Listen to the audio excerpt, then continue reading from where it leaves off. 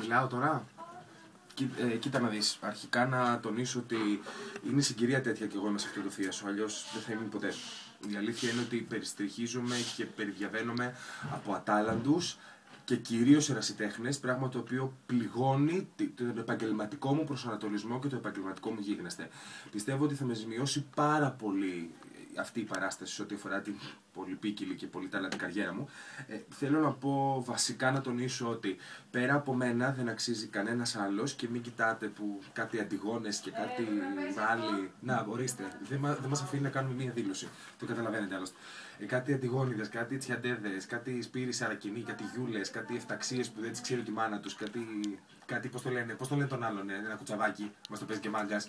Πες τον, ένας που είναι λίγο βαρυπεπώνη εδώ στο θίασο, πώς τον λένε? Τσιαντέας. Όχι, έναν άλλο, κοντό, χοντρό.